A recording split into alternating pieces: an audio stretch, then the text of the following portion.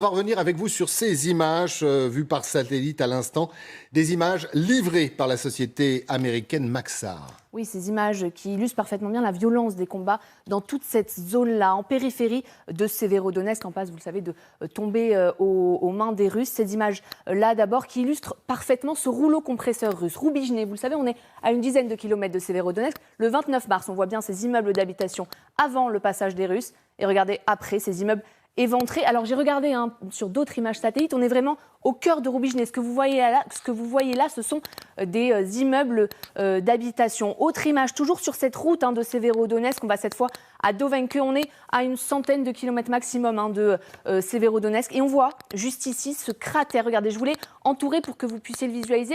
C'est un cratère de 40 mètres de diamètre. On ne s'en rend pas bien compte sur l'image, c'est pour ça que je voulais noter. Et là aussi, regardez une autre image satellite. On est vraiment au cœur de ce qui semble être des immeubles, des quartiers d'habitation. Autre image, on s'écarte un petit peu de la ville de Dovenke, du centre-ville en tout cas, et on est dans un champ où on voit littéralement un tapis laissé par un tapis d'impact de balles laissé par justement des cratères. Enfin, ce sont des cratères d'artillerie dans toute cette zone-là de Dovenke. Et enfin, toujours sur cette route-là qui traverse Severodonetsk, on vous a beaucoup parlé de cette rivière, la rivière de Donetsk. Et bien là, on a une illustration parfaite de cette difficulté qu'ont les Russes de traverser. Vous voyez ce pont-là, détruit par les forces ukrainiennes, qui ont du coup du mal à traverser cette rivière large de 70 mètres à ce niveau-là, et ces impacts, ces bombardements tout autour. Il faut savoir que toute cette partie-là, elle est extrêmement stratégique pour Moscou, parce que tout simplement, si les Russes parviennent à conquérir ces villes-là, eh bien,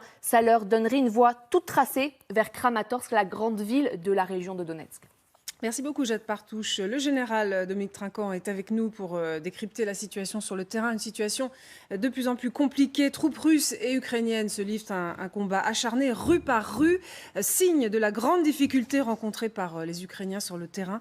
Le gouverneur de la région envisage un retrait. Vous le voyez, il y a des bombardements partout, 24 heures sur 24. Il faudra peut-être se retirer de Severodonetsk, dit-il. Général Trinquant, l'armée ukrainienne pourrait se retirer, je cite, pour des positions mieux fortifiées. Comment est-ce que vous interprétez ces informations, ces déclarations ?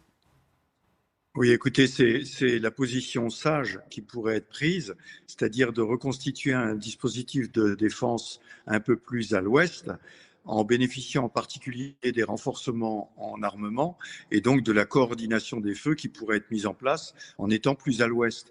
Severodonetsk, comme ça vient d'être très bien expliqué, est juste à l'est de la rivière Donetsk, donc c'est une tête de pont. Les Russes veulent la saisir, mais ensuite il faudra qu'ils franchissent le Donetsk pour aller plus à l'ouest conquérir le reste du Donbass. Et donc c'est un choix que les Ukrainiens doivent faire, de se retirer de cette position pour réorganiser leur défense un peu plus à l'ouest. Général Trinquant, mais également à vous sur ce plateau. Je voudrais qu'on revienne quand même sur ces images qui montrent l'intensité. Il y a peut-être plus fort encore comme mot de ces tirs d'artillerie, ce pilonnage en règle des troupes russes. Vous voyez les cratères. Ça donne, Général, toute la mesure de ce qui s'est passé sur le terrain. Oui, mais tout à fait. En fait, l'armée russe progresse en utilisant l'artillerie à fond. Donc, ils matraquent absolument la défense ukrainienne et la font céder comme cela, ce qui, au passage, économise aussi des ressources humaines chez les Russes, dont on sait qu'ils ont des grandes difficultés actuellement. Donc, ils matraquent de façon à réduire la défense et que les combats soit réduit au minimum pour l'infanterie qui progresse. Ceci étant, elle a progressé, mais les contre-attaques ukrainiennes dans la ville de Severodonetsk ont eu lieu, mais on voit bien que la difficulté des Ukrainiens à se maintenir sur ces positions. Vincent Hugeux, vous avez vu ces images. Il n'y a pas un mètre sans qu'il y ait un impact d'obus. Si vous voulez, c'est aussi l'héritage, je dirais, de l'ère stalinienne, le principe de la terre brûlée, de l'écrasement de l'adversaire sous un feu intense. On sent bien que les Russes, dont on connaît les limites en termes de tactique et en termes opérationnels, ne veulent progresser qu'en terrain désertifié par l'artillerie. Ce qui est également tout à fait frappant, c'est que Quand vous écrasez sous les bombes les quartiers est de la ville d'Alep en Syrie, après vous être porté au secours de votre protégé Bachar al-Assad, vu de Moscou, après tout, on ne tue que des métèques. Bon, là, on a quand même un Vladimir Poutine qui se présente comme le meilleur rempart de la communauté slave, très au-delà des frontières de la Russie, et qui, en fait, anéantit des villes, des splendeurs, des monastères, des églises orthodoxes. Et il le fait avec qui ? Avec l'aide de miliciens tchétchènes. Alors la Tchétchénie appartient à la Fédération de Russie, soit. Il le fait avec des supplétifs mercenaires. Ça va être compliqué un jour, lorsqu'il s'agira de rendre des comptes sur cette opération militaire spéciale. La guerre n'est toujours pas déclarée officiellement. Ça va être compliqué quand même d'expliquer aux Russes que tout ça a été fait au nom de la grande fraternité slave dont il prétend être le héros indépassable. Général Trinquant, ce qu'il faut peut-être expliquer à nos téléspectateurs, c'est que si l'artillerie russe s'acharne dans ce coin-là, c'est que si Severodonetsk tombe, c'est toute la République du Louhansk qui tombe. Et donc, c'est plus facile pour les Russes de mettre la main sur le Donbass. Oui, c'est ça. C'est l'oblast de Lubansk, qui est un des deux oblasts qui constituent le Donbass, qui tombe totalement. Et ensuite, il faudra, pour la Russie, pour pouvoir clamer la victoire de la libération du Donbass, tel qu'ils veulent le clamer, conquérir le reste du Donetsk, de l'oblast du Donetsk. Mais là, il y aura une avancée considérable pour les Russes qui pourront déjà clamer avoir libéré une grande partie du Donbass avec la conquête de l'oblast de Lubansk. Je voudrais vous faire écouter cette déclaration, c'était cette nuit, du président Zelensky sur cette défense héroïque des troupes ukrainiennes. La situation de la ligne de front en Ukraine n'a pas changé de manière significative au cours des dernières 24 heures. La défense absolument héroïque du Donbass se poursuit. Les endroits les plus chauds sont les mêmes. Tout d'abord Severodonetsk, Lysychansk, Popasna. On estime que les occupants ne croyaient pas que la résistance de nos militaires serait si forte. Et maintenant, ils essaient d'attirer des ressources supplémentaires dans la direction du Donbass. Tout comme dans la direction de Kherson, de nouvelles unités y sont transférées pour limiter nos actions. Général Trinquant, est-ce que les Ukrainiens ont retenu la leçon des combats précédents, de Mariupol notamment ? Il ne s'agit pas de perdre des hommes en héros, mais d'essayer de garder des troupes pour se replacer et contre-attaquer quand ce sera possible. Oui, je crois que derrière le discours du président Zelensky, qui souligne l'héroïsme des soldats et les combats remarquables que font l'armée ukrainienne, il y a aussi le réalisme. C'est-à-dire qu'il y a un moment où il faut savoir céder du terrain pour pouvoir mieux s'organiser et mieux combattre et ne pas perdre trop d'hommes dans ces combats. Il faut bien voir que dans cette région, c'est l'essentiel et les forces ukrainiennes qui depuis 2014 faisaient face à la Russie et aux séparatistes du Donbass qui étaient présents, donc les mieux armés, les mieux équipés et les mieux entraînés. Donc il ne s'agit pas de perdre trop de ces soldats-là en combat retardateur et d'organiser une défense ferme à l'endroit où on peut concentrer les moyens ukrainiens. Alors, reste avec nous, Général Trinquant. Place au reportage maintenant, juste à côté de Severodonetsk, à Lysychansk, que les rares habitants, toujours dans la ville, refusent de partir. Et pourtant, ils font un constat terrible. Chaque jour, quelque chose brûle. Leur quotidien nous est raconté par Hubert Coster. Seri veut nous montrer ce qu'il reste de sa maison. Dans cette pièce, une roquette a traversé le plafond sans exploser et est venue se ficher dans le lit. Malgré le danger, il veut rester dans sa ville. Dans notre pays, on travaille toute sa vie pour avoir un toit au-dessus de sa tête. C'est pourquoi nous ne voulons pas partir. Il y a beaucoup de gens ici qui restent parce que leur appartement est le travail d'une vie. Pour Ivan, qui n'a que 19 ans, partir n'est pas non plus une option. Nous avons grandi ici. Où devrions-nous aller ? Et nous n'avons pas d'argent non plus pour vivre ailleurs. Et puis, nous ne laisserons pas notre grand-mère. Elle peut à peine marcher. Les plus âgés n'ont pas d'échappatoire. Chaque jour, il y a des bombardements et chaque jour, quelque chose brûle. Et personne ne nous aide. J'ai essayé de m'adresser aux autorités de la ville, mais il n'y a personne. Tout le monde s'est enfui. Partez aussi, disent-ils. Mais où irai-je ? J'ai 70 ans. Des bombardements quotidiens. Hier, c'est ce lycée technique de la ville qui est parti en fumée. Face à cette situation et à ce chaos, il n'est pas question de négocier pour la fin de la guerre, c'est ce qu'affirme le président Zelensky, qui rejette, je cite, toute concession territoriale. L'Ukraine veut le contrôle de l'ensemble de son territoire. Écoutez ce message de cette nuit. I'm ready for direct negotiations with President Putin if we are ready to discuss putting an end to this war seriously. My behavior remains unchanged. That is it. Because I think that when in the Russian Federation these days, there is no one to talk to except President Putin.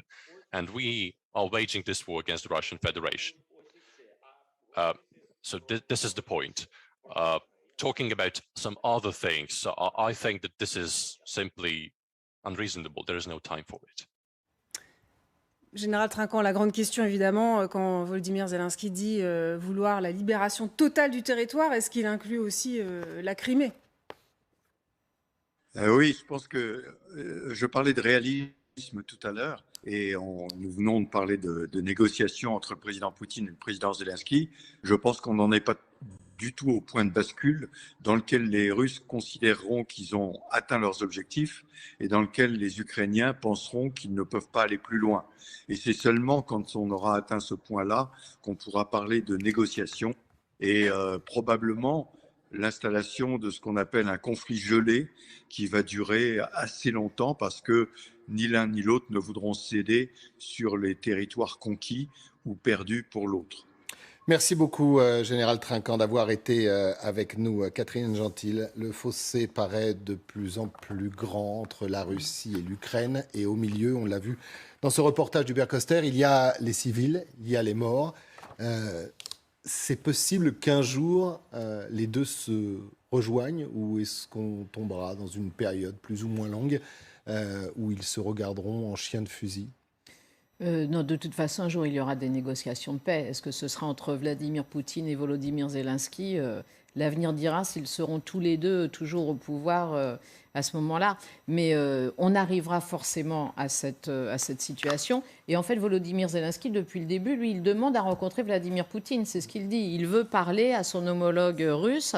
Vladimir Poutine étant nettement moins chaud, et c'est un doux euphémisme, parce que depuis le début, il considère que Zelensky est un acteur de deuxième zone et qu'il n'est pas de son niveau. Mais tous les deux jouent leur avenir politique, au moins politique, dans cette crise, parce que Volodymyr Zelensky, qui au début était prêt à négocier sur le Donbass, il disait même on peut donner 15 ans de temps pour négocier sur la Crimée, particulièrement ce qui voulait en gros dire qu'il acceptait de laisser la Crimée aux Russes.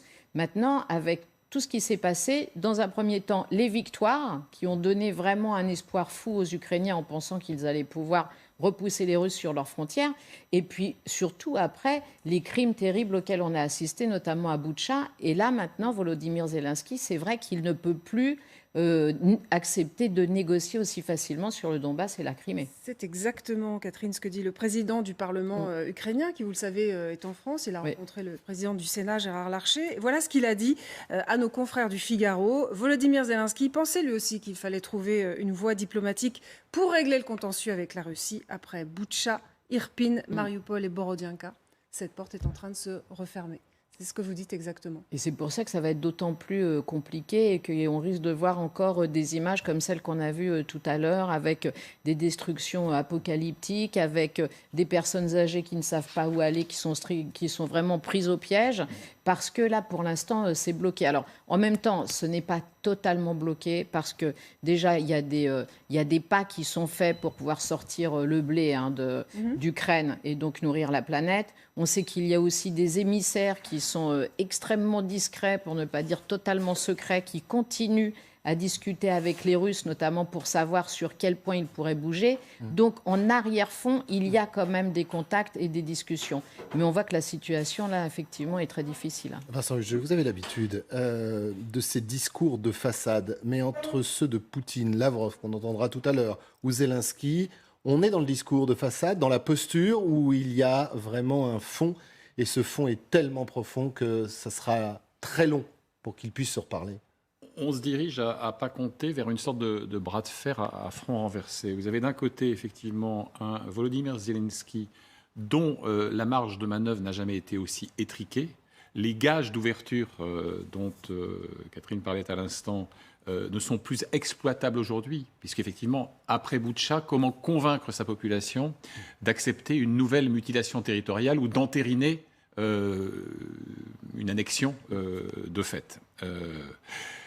Et de l'autre côté, et ça c'est plus surprenant d'une certaine manière, je lisais ce week-end une analyse d'une historienne et politologue russe dans la revue américaine Foreign Affairs. Elle disait, attention, parmi les stéréotypes qui perturbent la vision de l'Occident, il y a cette idée qu'au fond, Poutine serait le faucon indépassable et qu'il devrait un jour rendre des comptes à une population contre la guerre. Eh bien non. La réalité, selon elle en tout cas, c'est que Poutine n'est pas le plus belliciste de tous et qu'il y a en ce moment une montée d'ultra-patriotisme qui pourrait même le déborder sur sa droite, si l'on veut. Et d'ailleurs, j'en veux pour preuve, et je termine là-dessus. Obligé de donner des gages ? Exactement. Et donc, vous avez une déclaration absolument incroyable de Dmitri Medvedev, qui a été Premier ministre et président hier, qui, tout simplement, exprime explicitement sa haine de, je cite, de ces tarés, de ces dégénérés. Alors, il ne précise pas qui ils sont, mais ce sont grosso modo tous ceux qui dénigrent la Russie éternelle. Or, Medvedev, on s'en souvient tous, il passait plutôt pour un moderniste et pour un modéré, lorsque, vous savez, il se repassait la primature et le trône présidentiel pendant une quinzaine d'années. Dmitri Medvedev, on me demande souvent pourquoi mes messages sur Telegram sont si durs, c'est la messagerie. La réponse est que je les déteste, ce sont des bâtards et des dégénérés. Ils veulent la mort pour nous, la Russie. Tant que je vivrai, je ferai tout pour les faire disparaître. Donc tout ça pour dire qu'on va effectivement vers une sorte d'ossification, de fossilisation des postures et que, hélas, à ce stade, et j'adorerais être démenti par les faits après-demain, la moins mauvaise solution, c'est une paix bancale. C'est une sorte de traité mal taillé.